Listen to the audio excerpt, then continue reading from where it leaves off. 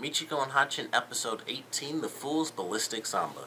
Now, after the little Halloween hiatus that we've had, I think this was definitely a great episode to kind of start things back up on, because it was a pretty loving episode considering what Hatchin went through for Michiko, and it was also just a pretty cool episode for Hatchin in general. It was pretty cool for both of them.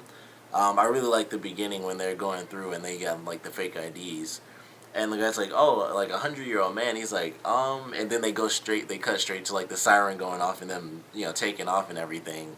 And I still don't understand why Hachin ran when Michiko drove. I was like, why didn't she just hop right on the bike? I thought that was kind of weird. And they were sort of split up until Hachin had to jump. But it was pretty awesome. Like, that was a cool little scene. And then, of course, her chasing down this guy who looked just like Hiroshi. She chased him down forever, and like she even put the bag on her head and everything, and like broke into this guy's place just so that he could read this letter, or call Michiko and read her this letter, like, hey, don't give up hope, because he's totally still in love with you. And I was like, she cares a lot, and we know that they both care for each other a lot, but it always seems like Hachin is the one who comes up with like these crazy plans to help out Michiko. Sometimes she just has to by force. But in this case, it was like Michiko is just like down in the dumps because Hiroshi kind of doesn't give a crap, which does kind of suck. But because she's like just love struck for this guy like insanely. We even get like her nose bleeding in this episode, which I thought was pretty funny. But she's just like so in love with this guy, and they encounter like his old running buddy. And it's like, no, he never mentioned you before. Like, nothing like that. He talked about growing giant tomatoes and being a part of Monstro and this and that. And it was like, nothing about you, though. That's pretty much it. And so she's just, like, kind of messed up. Like, the whole episode is just Michiko sad. And then Hachin trying to get to this guy who, she wants him to read this letter. And she goes through a lot to do that. And I was like, that's what really made this episode so fun. Because initially it was like, okay, is this going to end up being Hiroshi again? But then he was speaking, and I was like, that's definitely not Hiroshi. It's just a guy that looks a lot like him. And so, she goes, and then she's trying to chase the guy down after he leaves the set. And then she's chasing him all the way down the road and almost gets hit by a car and all this other stuff. And it was just really fun. It was actually very entertaining to watch that. And she even gets saved at one point. Even though she's supposed to be hunting both of them. And she's at the door, which I love that scene. And I wish I could remember her name, because I swear I never remember the other woman's name. But the detective, she's actually like right at the door where Michiko's laying down, because she got the info. And then she hears on the radio, and she's like, oh crap, that's her on the road, like trying to, she's doing something insane again. And she takes off, and I'm like, man, she was right there. Although she's been right there before and totally had Michiko, like when they were in the cornfield or whatever field that was. And she lets her go anyway, so I'm a little curious, just wondering how that could have possibly gone anyway. But ultimately, she ends up saving Hachin, and she keeps her from getting arrested by the cops, and she lets her go, to see this guy. And it was just a nice episode. Like, really, it was, all in all, it was kind of like they met the guy at the beginning. That was kind of like the first half of the episode. It seemed like, they got their little bit of info. And then after that, it was like Michiko sort of destroyed a little bit. Like, her kind of being down in the dumps, knowing that Hiroshi never really mentioned her. And, he just took off, and that was kind of it. Then it's just Hachin being a great daughter. And I thought, like, I love, like, those are probably my favorite episodes, when they kind of focus on Hachin. And then it's even cooler when it's a focus on her, and what she's doing is really to help Michiko out. So it was a great episode. Definitely funny. I really did like the actor guy, because he was really funny. And when she broke into his place, that was one of my favorite scenes. That was probably my favorite scene. And she's like, she said both names, and she's like Rock Morena and Hiroshi Morenos. And he's like, which one's your dad? She's like, both of them. He's like, and then it clicked, and he's like, oh, I get it. They're the same person. Okay.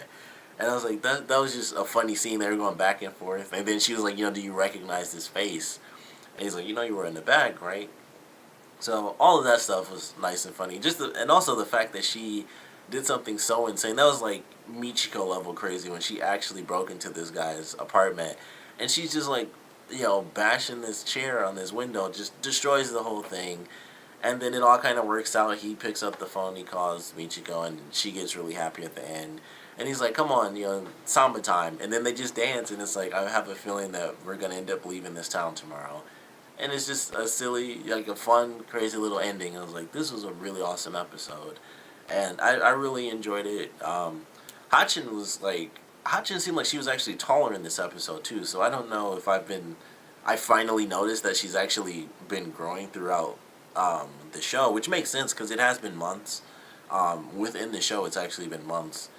And technically, she's still only 9, so it's not like, technically you can hit a growth spurt from, different ages you can hit a growth spurt. But it just looked like she was a lot taller in this episode to me, so that really stood out.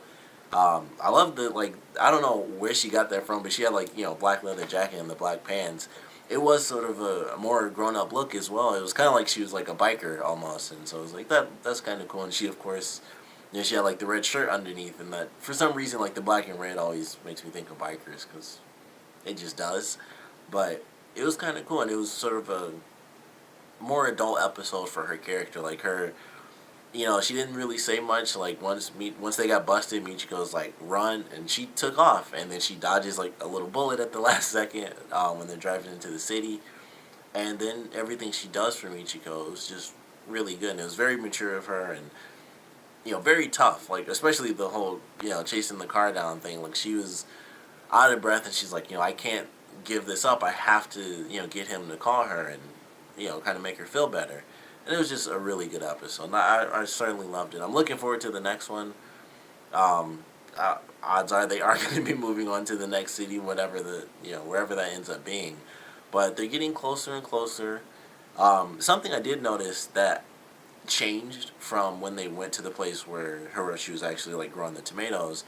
I figured that was I didn't really think about it because it has been months. But when they got to that place and she was talking about how he took off when he heard the news about how she escaped, I was like, oh, that was fairly recently, but it didn't occur to me that was 4 or 5 months ago. So in this episode when they talked to the guy and he's like, oh yeah, he talked about doing this and then he took off and he left me, I was like, oh yeah, that would have been months ago, because I'm like, how in the world did he just leave her and then he was robbing places with this guy and then he took off, and then it occurred to me oh yeah, it's been 5 months since this show started, and he could have easily done that. And he took off, basically, in the first episode. That's when he left the woman, because he's like, she's going to find me here. And that's when he left her. So that was already 5 months ago. So, and who knows what he's been doing since then, because he left as soon as that happened. So that's episode 1, he took off. He was probably with that guy for maybe a month and a half, maybe 2 months or so.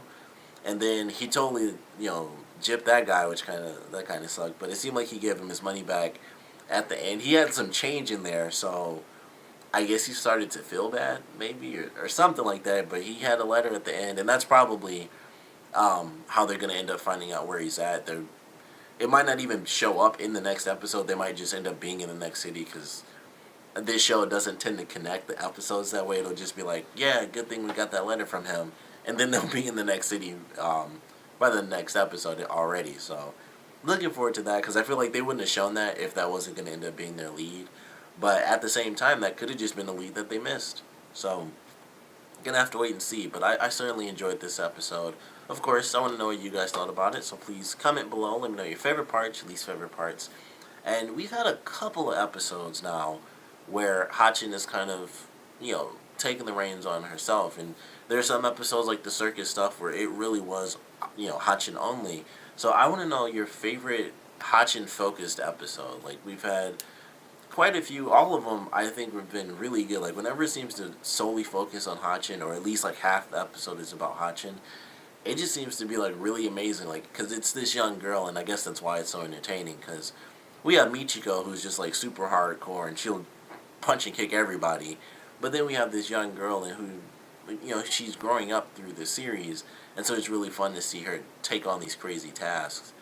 And I think one of my favorites is probably the first one, which is where the bike is messed up and Hatchin ends up trying to swim and beat this kid at the end of the episode because he stole something in the beginning. I can't really remember. But I like that, and that was like I can't even remember what else happened. Like most of that episode wasn't even focused on her. I guess that's just like her storyline, so that doesn't even count. But that's one of my favorite moments. So I guess favorite episode based on Hatchin, or just favorite Hatchin moment in general, because I suck at my own questions. But I do want to know what you guys think, so please comment below, let me know, and thanks for watching.